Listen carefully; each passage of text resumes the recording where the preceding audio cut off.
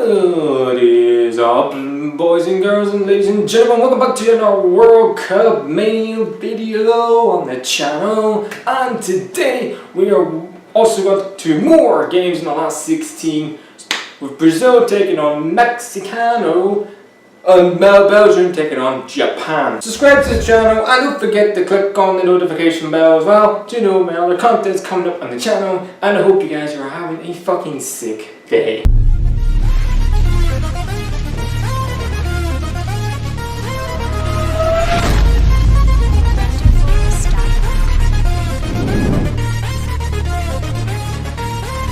But we're going to kick it off with Brazil versus Mexico in a big game in the last 16, where we're really starting to understand which teams are going into the quarterfinals, who's really starting to stand out as the World Cup. And this game was just like no other. Brazil, who have been very underwhelming in this World Cup, you expect more from them with the likes of Neymar, who I know he's been injured, but he offered more going forward.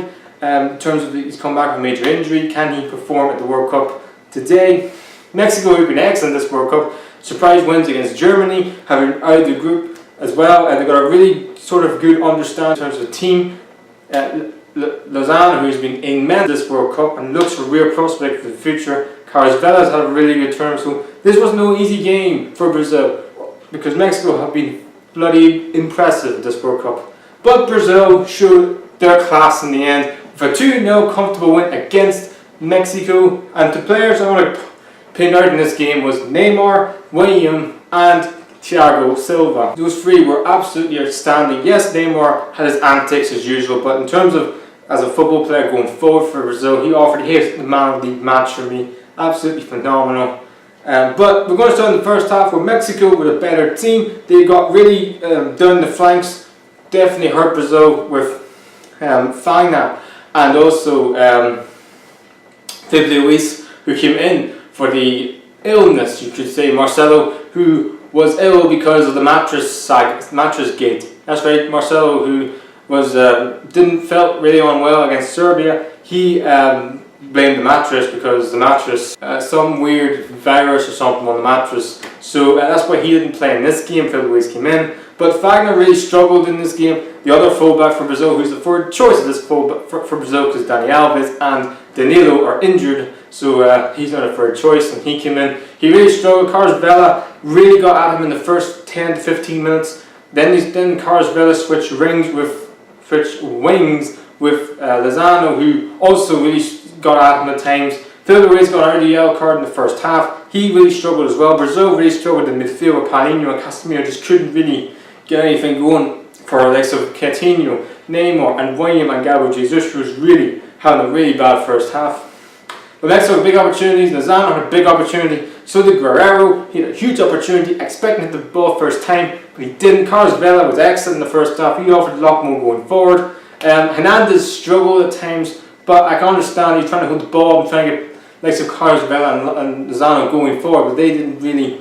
Hernandez didn't really help Carlos Vela and Lozano at times. Neymar had a couple of chances in the first half with a free kick and a big opportunity in terms of one-on-one, but really good save from the goalkeeper, Mexican goalkeeper. In the second half, Brazil upped the tempo. Mexico made a change, bring on Layun, took off Marquez, the 39-year-old, who didn't have a really good first half. I was surprised he actually started the game really. And Brazil got the first goal in the game. Beautiful play from Neymar. The run he made, the little back heel into William. The William with a delightful ball into the box. You expect Gabriel Jesus to head it. No, get Neymar, who ran into the box and scored a really easy tapping goal. 1-0 Brazil. Neymar had more opportunities. He really stood out in this game as well. Neymar, he really looks like he's easing into the tournament because of his massive injury he had for PSG against Marseille in the French league at the end of last season. But he looks like he's back to full fitness now. We'll probably see the best of Neymar at this tournament, in the quarterfinals and beyond that. And Mexico had opportunities as well. Layun had a big opportunity. Hernandez had a big opportunity. Gimenez, the guy that he came on for Hernandez, he had a huge opportunity as well. They had big opportunities in the second half, Mexico, but for me, they didn't offer the width they did in the first half. They couldn't get their fullbacks in the game. They couldn't get Lozano going past the defence for Brazil, and they really struggled in the second half. I think maybe just one step too far for Mexico this tournament, but they've been excellent. Then Brazil got the second goal in the game. Roberto Firmino comes to the bench, scored. I think it's the quickest super sub goal of the tournament. I'm not saying that Roberto Firmino is a super sub. I would have played him today. William, I thought in the second half he was excellent. I had criticism of William. I thought Douglas Costa should have played, but give credit's due. He stepped up in the second half. A really nice ball in. Neymar with an unbelievable toe poke. I don't know if he meant it or he was trying to pass it to Roberto Firmino, but he tried to toe poke it into the path of Firmino, and he really, same like the first goal, tapped it in the net. Easy 2-0 win for Brazil. A really good win for Brazil, 2-0 win, comfortable. You could say it's a comfortable win. Mexico, for me in the first half, had the chances, had the big opportunities. They didn't take them. If they did, then we may have a different game on our hands. But Brazil, for me, are starting to look like real favourites and understand real contenders for this World Cup. We're not, in the first games, they were struggling against Switzerland, against Costa Rica, when Douglas Costa came on and really upped the game for them. And also against Serbia. But now we're starting to see this Brazil team really click, and I'm now starting to see this Brazil team becoming major contenders for the World Cup. We've always seen Brazil, they don't really start the World Cup, they always sort of get the feel for it, and now we're starting to see this Brazil team. Can they win the World Cup? Yes, they can. But again, it's all down to Brazil. On the day, they can beat any team in this competition. But when not on the day, they could also lose it. Mexico, you guys have been excellent. You've been a breath of fresh air this tournament. I'm really sorry for you guys being knocked out. I think you've been excellent. Just one step too far, just too far for Mexico in this game. But you guys have been excellent, and you should be proud of your team and your country. Which meant, who would Brazil play? Would it be Belgium or Japan? Well, it'd be Belgium after they come back from 2-0 down to beat Japan. And the perfect honest to say this, Japan were unbelievable. The first 45 minutes, Japan were excellent. They had really big opportunities. Likes of the back three for Belgium, Vertonghen and company, and also Valdivieso really struggled to deal with Japan's link-up play, the passing and the movement from the front three with Inzu and Kagawa. Really showed what they've got in terms of link-up play for Japan.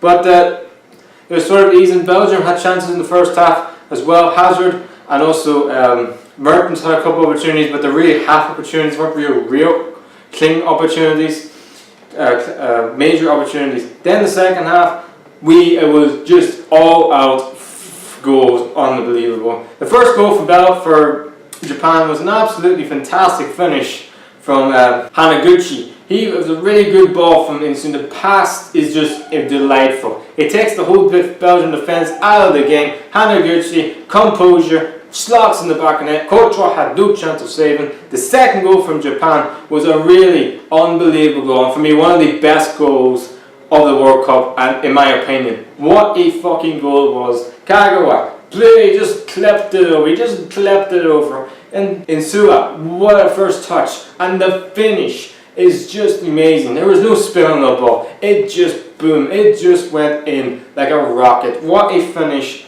from the Japanese player. He had an amazing game for Japan. He could have had another goal. Japan should have been 3 or 4 up in the second half. They were amazing to watch in the first 75 minutes. Belgium made a couple of changes. They took off Mertens. They took off Carrasco and brought on Chatley and brought on Fellaini, and it definitely worked. Fellaini was involved in the first goal. It was a really good ball in, and one of the freakiest goals you probably see at the World Cup. Vertonghen heads it. I don't know where the goalkeeper's going. He obviously thought it was going over the bar, and he just, in sheer shock, it went in his own net.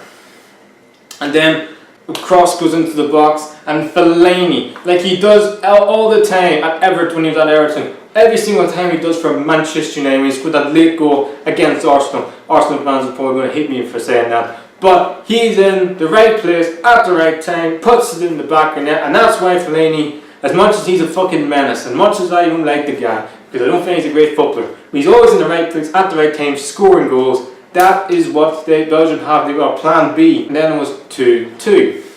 And then, just at the end, there was a free kick for Japan. Kasugi Honda with if this goes in, this is one of the greatest free kicks I've ever seen. It probably eclipses Ronaldo's free kick in Spain. He put so much dip down, it nearly went in the back, and Japan get a corner, and the ball wasn't great in, and Courtois catched it. Courtois then puts the ball in a huge counter-attack, where so many Japan players were trying to get back up the other end to make sure Belgium don't score. A great pass in from one of the Belgian players into Lukaku. Lukaku leads with a little dummy he does, and weighted pass into Chadli. Chadli, you expect him to score, and he did. What a finish, what a game, 3-2. It was absolutely mad, and this World Cup has been so unpredictable, so entertaining, that I think I've never seen a World Cup, in terms of all the World Cups that I've seen since '98, right through to 2018, that's 10 years. I've never seen a World Cup where so many nations, in terms of the likes of Japan, the likes of Senegal, the likes of Russia, the likes of Croatia, have stood out of this tournament, and this goes to show that the level of quality is getting closer. Japan are closing the gap to all these favourites who are going to win the World Cup, the likes of Brazil, the likes of so many nations that have crashed out, the likes of Germany, Portugal, Spain, Argentina. Belgium are on the verge of being knocked out, so this goes to show this World Cup is anyone's. On the day of 90 minutes of football, if you're the best team, you will go through the next round of the World Cup, and you possibly could win it. So this is the most wide open World Cup. Belgium just get out of jail. Roberto Martinez just gets out of jail, and with a huge win, which means they take on Brazil, and that game is going to be absolutely unbelievable, and absolutely anyone's guess who wins that match. Because for me, still not feeling this Belgium team. I still think this team of a bunch of individuals, as much as the quality they've got, I still don't think they can play as a team. There's still a lot of question marks for this Belgian team and Roberto Martinez. As for Brazil, there's question marks with Brazil's side, but I just feel like they can play as a team. They've not conceded a lot of goals in this tournament. Belgium have conceded a lot of goals in this tournament. And for me, Brazil is such a team. Thiago Silva, you got Miranda, really good, solid centre backs. Yes, you could say the full backs maybe not so great. The goalkeeper, you got two outstanding goalkeepers in Edison and also Alisson. Midfield, no problem, even though Casemiro will miss the next game because of suspension.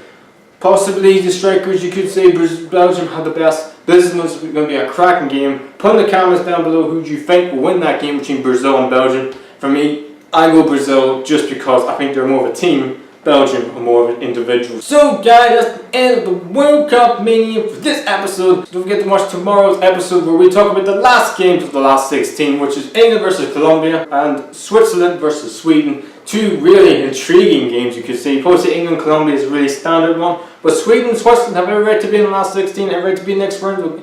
In terms of the quarterfinal, it's going to be a really intriguing World Cup so far. We've got France, Uruguay, we've got Spain, Brazil, we've got Croatia and Russia. Who's going to be on the other side of the draw? Will it be Colombia and England one of those two going through, or will it be Switzerland or Sweden? It's going to be intriguing last 16 match and intriguing quarterfinals as well. Anyway guys, please like, subscribe, The Natural, and we'll see you later.